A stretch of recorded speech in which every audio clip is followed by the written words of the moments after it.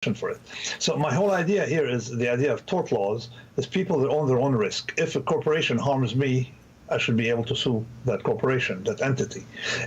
Now this idea is very foreign to what I call the class of IYI, intellectually idiots, we're called the bureaucrats, because they think that they can teach us how to live, and effectively they can inflict risk on us without bearing the consequences, and only take credit for the good things. And they have the good intentions, maybe, but they don't know what the real effect is. And let me explain. Any system where people are judged by peers rather than survival is a system that will blow up because it counters evolution. Academics give lip service to evolution. They want us to teach evolution at school, but when it comes to themselves, no.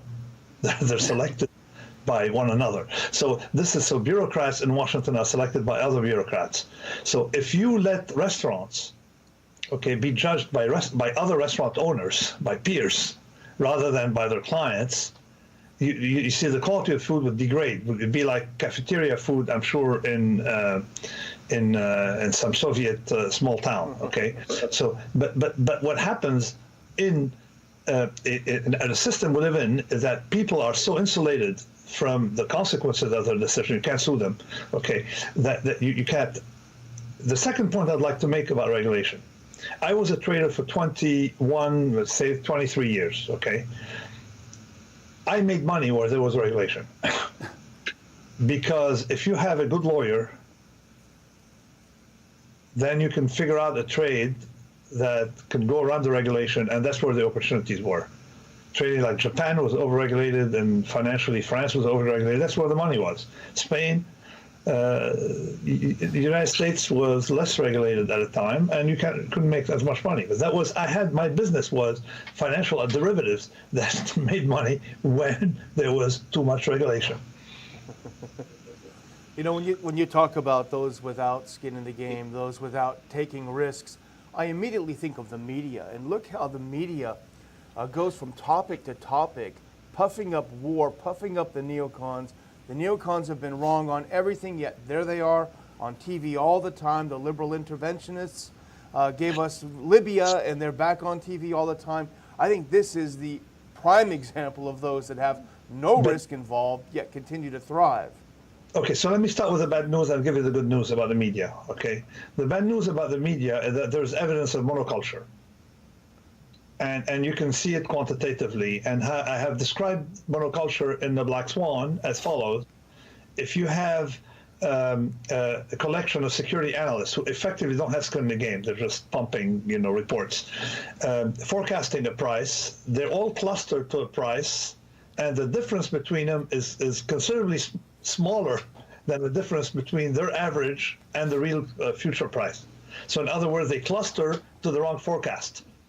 When normally, if they didn't cluster, their forecast would be spread out all over the map, and they should have the same uncertainty within the forecast as it is with the variable. It's a little technical, but that thing you do again with the media, and you realize there is monoculture. And how does that monoculture develop? Very simple. Journalists are judged by other journalists. They're not judged by their readers. Okay, and effectively they can be ostracized by the editors, by anyone. And all you do, if you want a journalist to support the rebels, the headcutters in Syria, is create a dominant narrative, which costs you $5 to $10 million, not much. 2 PR firms, one in Washington and one in London, developing the idea that Assad kills babies, and that if you therefore say anything bad about the enemies of Assad, that you're a baby, killer, Putinist, Assadist, fascist, Stalinist, racist, anything like that. So you build that narrative, and then it's very easy, because any journalist who deviates from that narrative will be ostracized. And you can easily have a mob thing on them. I mean, they visibly have tried it with me, but they can't. But that's typical of these mob groups that cause monoculture. Now, I've noticed monoculture does not exist in any domain that has skin in the game, where there's survival from eating your own cooking, or survival from eating what you kill. So, for example, you don't have monoculture in the restaurant business, because the restaurants are judged by their clients. Traders don't have a monoculture because they're judged by their P&L. You see, it's you survive. If you do the right thing, you survive. So traders have this huge variety of opinions among traders, but you don't have that one among academics, social science academia. You don't have that among in these fields that are prone to peer review. The only places in academia that are immune are the ones that have either very rigorous science or some contact with reality, such as engineering. Nassim, you know, when the Soviet system collapsed, I was pretty optimistic about that and was delighted about it, that the Cold War ended and the missiles were going to be reduced. And we did have better relationship with Russia. Things were better. We were trading and doing business, and I was very optimistic. But if you compare that to the last 2 or 3 years, or even in the last year or in the last week, it seems like there's an obsession with Russia. There's a Russiagate going on, and now we have this gassing of 2 people in London, and it just adds more fuel to the fire. How do you sort all that out? It just seems like it's so unnecessary and so extreme in that we've canceled out so much positive thing. And I see Gorbachev just wrote recently that we ought to calm down on some of this stuff. So how do you explain this, or what's your opinion about what's going on with Russiagate?